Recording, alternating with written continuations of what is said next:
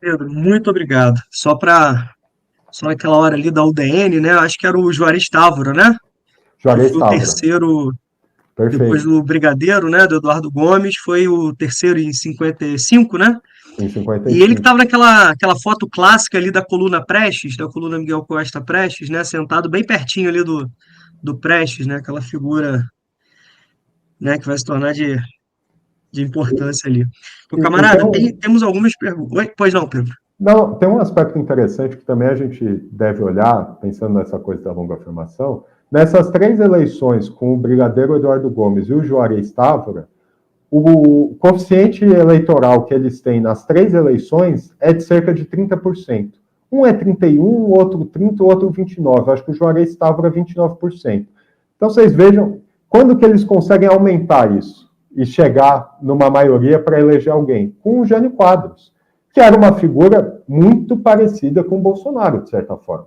Uma figura que vem lá do fim do mundo, que meio que ninguém conhecia, uma figura que fazia uns discursos meio estranhos, tirava sanduíche de mortadela do bolso, uma figura carismática. O exército precisa de uma figura carismática, mas que consiga ao mesmo tempo mobilizar a tropa. E o exército, tradicionalmente, aí pelo menos nessas três eleições, tinha os tais dos 30%, né? Que hoje a gente fala nos 30% bolsonarista, talvez isso seja um fenômeno de longa duração também, né? Perfeito, camarada. E o segundo ali, é o Costa Silva, né? Depois disputava ali aquelas frações ali do Exército Brasileiro. Pedro, temos algumas perguntas, obviamente que não vai ter como você responder todas, né? Pela questão do tempo. Mas algumas aqui eu separei. E uma, se você pudesse falar um pouquinho sobre a campanha da legalidade e o papel do Brizola, né? No enfrentamento aos golpistas, né? E como isso atrasou, né? Se você considera que de fato atrasou o golpe de 64, né? O papel do Brizola e dos militares, né? Por favor. Certo. Bom, eu considero que sim, atrasou a perspectiva dos militares. Atrasou, mas com uma concessão, né? Porque o Jango acaba concedendo a perspectiva de a organização ali do parlamentarismo, né? Acaba abrindo mão. E não por acaso, depois, em 63, quando se reverte o parlamentarismo para o presidencialismo, depois a gente vai ter um golpe, né?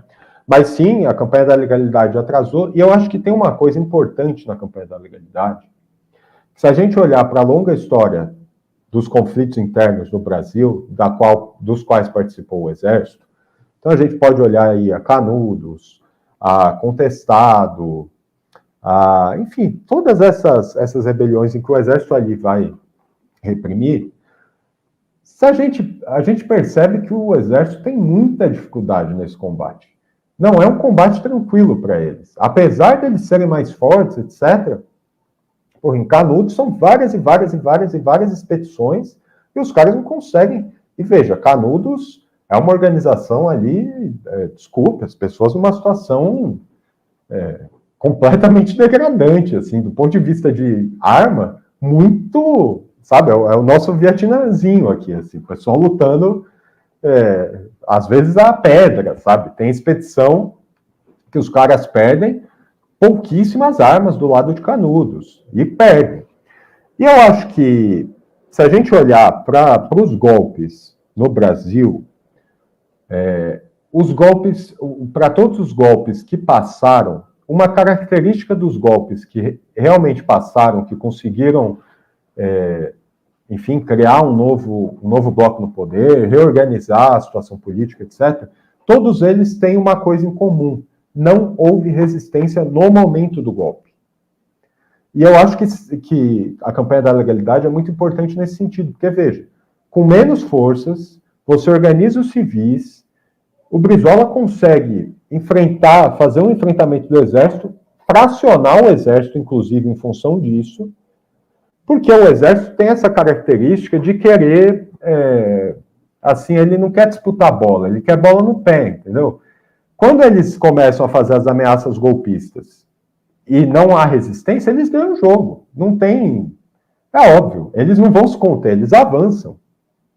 Agora, se tem resistência, muitas vezes a resistência pode ser mais fraca. A resistência pode não ser tão organizada. A resistência, mas eles não conseguem avançar. A gente viu isso na campanha da legalidade, que foi importantíssima, e a gente viu, em alguma medida, no próprio episódio do suicídio do Vargas. Porque a perspectiva ali era dar um golpe, e o Vargas não organiza a resistência, mas se mata. E deixa aquela carta testamento, que é, assim, do ponto de vista de propaganda política, é uma peça importantíssima, né? E aí o povo vai para a rua, quebra o pau, etc. E um segundo fator que eu acho que é importante na campanha da legalidade, ou seja, primeiro fator, é possível vencer o golpismo militar, e para vencer o golpismo militar, não necessariamente a gente tem que ter forças maiores que eles, porque eles se acovardam. A gente tem que forçar eles a falar, ou vocês se acovardam ou vai ter guerra. Vocês querem derramar sangue? Derramem o sangue, então. Então venham. Muitas vezes eles se acovardam na história brasileira. Isso é importante. E o segundo fator ali da campanha da legalidade é que não dá para a gente esperar que o enfrentamento ao golpismo militar venha do próprio golpismo militar. Venha das próprias Forças Armadas. Isso aconteceu uma vez na história brasileira, que foi com o Marechal Lott. Só que assim, não vão surgir novos lotes, minha gente. Inclusive, aquela conformação ideológica ali que tem dos militares, os tenentistas, que vão dar em vários... O tenentismo vai dar em várias perspectivas, né? Vai dar no Prestes, o comunismo, vai estar no Góes Monteiro, com o getulismo de direita, vai dar em alguma medida ali no integralismo, vai dar no PSD, fundamentalmente depois com os interventores. Quer dizer, isso não existe mais. A partir de 64, os militares extirparam qualquer concepção minimamente progressista de dentro da caserna e dos quartéis, inclusive perseguindo os militares em si. Acho que são 4 mil militares que são duramente perseguidos logo nos primeiros anos da ditadura, e do ponto de vista ideológico, conformam ali uma ideologia própria muito reacionária. Você não tem hoje, fundamentalmente, e aí podem, assim, eu também não conheço a caserna, né? Eu não estou lá dentro, né? Ninguém consegue entrar lá dentro nos seus militares, mas assim, eu desconfio muito dessa ideia de militares democráticos e nacionalistas. Porque onde estavam eles durante o governo Bolsonaro? Que manifestações fizeram? Eu não lembro disso, né? Então, veja, é possível vencer o golpismo, contanto que a gente se disponha. E a gente não pode ficar esperando que o golpismo seja vencido pela burocracia. Porque dentro da burocracia, o mais forte é o exército. Eles que têm as forças das armas. Inclusive, tem até uma polêmica que eu não considero uma polêmica, que as pessoas às vezes falam assim, não, mas o importante não é o exército, são as polícias militares. Que eles sim, que estão no dia a dia. Tudo bem, mas as polícias militares estão submetidas ao comando do exército. Em estado de exceção, elas se tornam tropas, digamos, extra-regulares, né? Mas até numa situação não excepcional, por meio da Inspetoria Geral das Polícias Militares, elas estão controladas pelo Exército. Então não existe... existe algum espaço de autonomia das polícias, mas o grande rei, esse rei do Estado, né, de fato é o Exército. Então não dá para esperar que o STF vai barrar o golpismo militar, o Executivo, o Legislativo vão barrar o golpismo militar. E nem dá para esperar que o próprio Exército barre o golpismo militar. Isso é uma coisa... assim, se a gente apostar nessa estratégia, a gente vai ter mais golpe.